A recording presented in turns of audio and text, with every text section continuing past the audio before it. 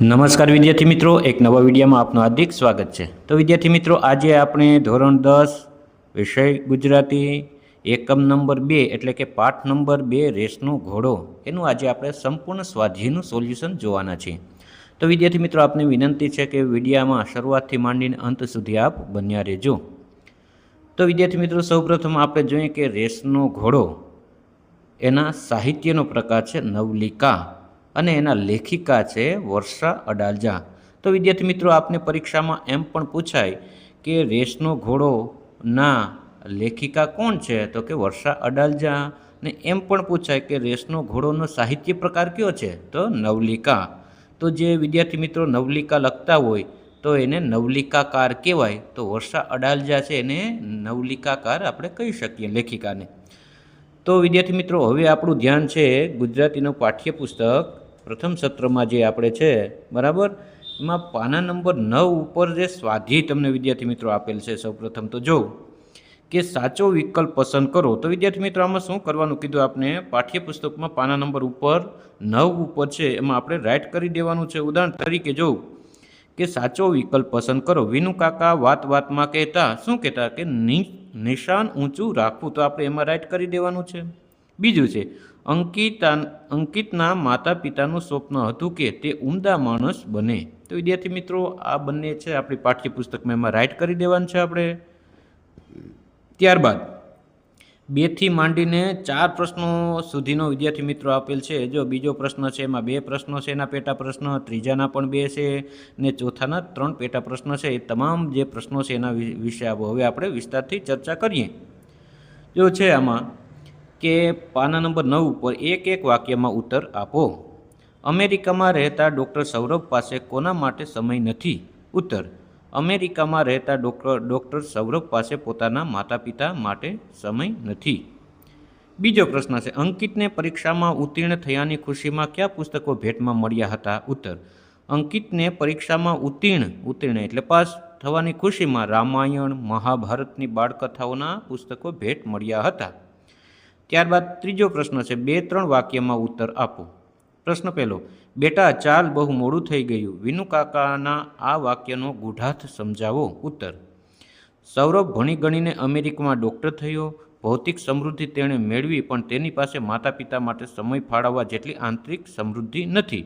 સૌરભને ઉમદા માણસ બનાવવામાં અને સંસ્કાર આપવામાં મોડું થઈ ગયું, તેથી ઊંડા દુઃખ સાથે તેમણે કહ્યું, બેટા ચાલ, બહુ મોડું થઈ ગયું। એનો બીજો પ્રશ્ન છે પ્રશ્ન 2: હવે અમેરિકા ક્યારે જશો?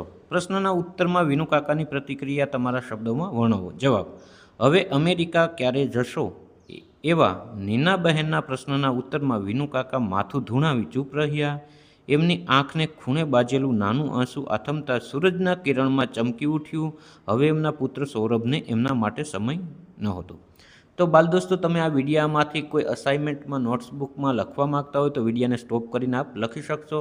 ને આ વિદ્યાર્થી મિત્રો, હજી પણ તમે મારી યુટ્યુબ ચેનલને સબસ્ક્રાઈબ ન કરી હોય તો પ્લીઝ એકવાર જરૂર સબસ્ક્રાઈબ કરી દેજો। કેમ કે બાળ દોસ્તો, હું આ ચેનલમાં ધોરણ 4થી માંડીને 12 ધોરણ સુધી ગુજરાતી, હિન્દી, સંસ્કૃત કોઈ પાઠની સમજૂતી હોય, કવિતાની સમજૂતી હોય, સ્વાધ્યાયના પ્રશ્નો હોય, અભ્યાસના પ્રશ્નો હોય, સ્વાધ્યાય પોથી સોલ્યુશન, એ તમામ વિદ્યાર્થી મિત્રો હું આ ચેનલ ઉપર મૂકું છું। તો વિદ્યાર્થી મિત્રો, મહેરબાની કરીને મને જરૂર સબસ્ક્રાઈબ કરી લેજો અને તમારો સપોર્ટ પણ કરજો અને કહેજો કે આ વિડીયો તમને કેવો લાગ્યો। હવે ચોથો પ્રશ્ન, 7-8 વાક્યમાં જવાબ આપો। પ્રશ્ન 1: રેસનો ઘોડો વાર્તાને આધારે બાળકના ઘડતરમાં અડચણરૂપ બનતા પરિબળોની ચર્ચા કરો। જવાબ: રેસનો ઘોડો વાર્તાના લેખક સરસ કથાગૂંથણી દ્વારા સંજય, નીનાબહેનના પુત્ર અંકિત તેમજ વિનુ કાકા, મંજુ કાકીના પુત્ર સૌરભના શિક્ષણ ઘડતરની વાર્તાનું વર્ણન કર્યું છે। વિનુ કાકા પોતાની પુત્રની સાથે સાથે અંકિતને પણ રેસના ઘોડાની જેમ શિક્ષણની સ્પર્ધાત્મક રેસમાં જોતરે છે। મંજુ કાકીને પણ એમ થાય છે કે એમના પતિની આક્રમકતા સૌરભના વ્યક્તિત્વને કુંઠિત કરી નાખશે। નીનાબહેન સફળતાપૂર્વક અંકિતને પોતાની તરફ લઈને એનું બાળપણ એને પાછું મળે એ માટે ઘટતું બધું જ કરે છે। સૌરભને પૈસાનો કોઈ તૂટો નથી, તેની પાસે ખૂબ પૈસા છે, પરંતુ મા બાપ માટેનો પ્રેમ અને સમય નથી। બીજી બાજુ નીનાબહેન અંકિતને એના સ્વતંત્રતા અને બાળપણ આપીને મા બાપ તરીકે કરવું જોઈતું તે બધું જ કરે છે।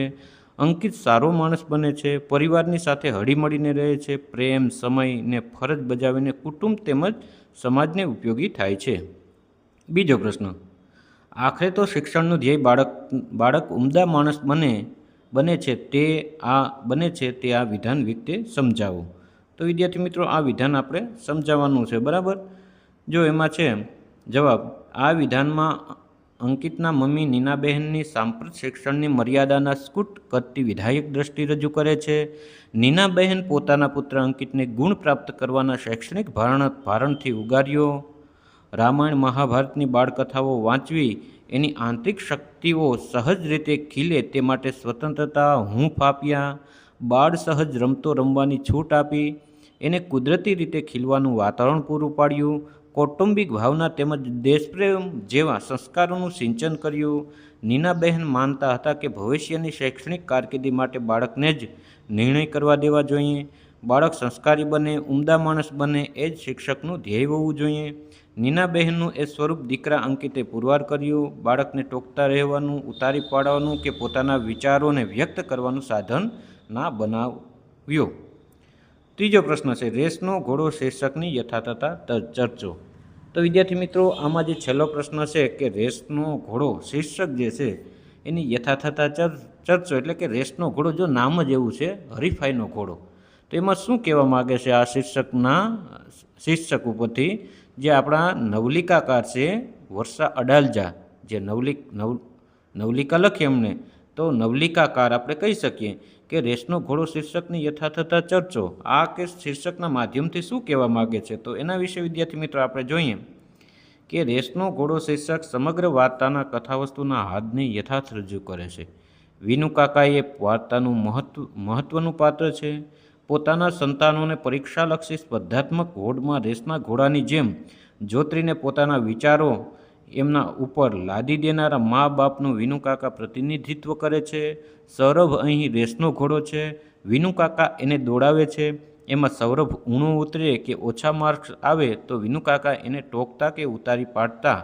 એમાં રેસના ઘોડાની જેમ પ્રથમ આવ્યો સૌરભ મોટી ડિગ્રી મેળવે, ચંદ્રકો જીતે, અખબારમાં એનું નામ ચમકે, ફોટા છપાય એવું વિનુકાકા ઈચ્છે છે। એમાં તેમની મહેનત સફળ થઈ। સૌરભ રેસના ઘોડાની જેમ પ્રથમ આવ્યો, તે અમેરિકામાં ડૉક્ટર થયો અને ત્યાંની મોટી હોસ્પિટલમાં કામે લાગી ગયો। મા બાપ સાથે વાત કરવાનો, એમને સમજવાનો કે સહારો થવાનો એની પાસે સમય નહોતો। વિશાળ બંગલો, કાર જેવી અને ભૌતિક સંપત્તિ મેળવી આમ સૌરભ શિક્ષણ ક્ષેત્રે રેસનો ઘોડો જીતી ગયો, પણ સંસ્કાર ક્ષેત્રેથી હારી ગયો। આ દ્રષ્ટિએ રેસનો ઘોડો શીર્ષક યથાર્થ છે। તો વિદ્યાર્થી મિત્રો આમાં શું છે કે રેસનો ઘોડો જે છે એમાં શું કહેવા માગે, તો કે ભાઈ એક આ પાત્ર મુખ્ય પાત્ર વિનુકાકા છે, એના માધ્યમથી જો ઘણું બધું ભણે અને મોટી ડિગ્રી મેળવે છે, અખબારમાં નામ આવે છે, અમેરિકામાં મોટો ડૉક્ટર બની જાય છે, બરાબર છે। આમ પણ શિક્ષણ ક્ષેત્રે એ હારી ગયો, એટલે કે જે એના મા બાપને જે સાચવવા જોઈએ, પ્રેમ આપવો જોઈએ એ ન આપ્યો, એટલે એને કારણે રેસનો ઘોડો શીર્ષક યથાર્થ છે। તો વિદ્યાર્થી મિત્રો આ તો આજનો વિડીયો, આ વિડીયો આપને કેવો લાગ્યો? વિદ્યાર્થી મિત્રો આ વિડીયો આપને સારો લાગ્યો હોય તો વિડીયોને એક લાઇક કરજો, સુંદર મજાનું કમેન્ટ કરજો, અને હજી પણ તમે વિદ્યાર્થી મિત્રો આ મારી યુટ્યુબ ચેનલ સુરેશ સાહેબ નામની ચેનલને સબસ્ક્રાઈબ ન કરી હોય તો પ્લીઝ એકવાર જરૂર સબસ્ક્રાઈબ કરી દેજો, કેમ કે વિદ્યાર્થી મિત્રો ધોરણ 4થી માંડીને 12 ધોરણ સુધીના પરફેક્ટ વિડીયો તમને આમાં મળી રહેવાના છે। તો બાય બાય દોસ્તો, મળીએ આગળના વિડીયોમાં। નમસ્કાર।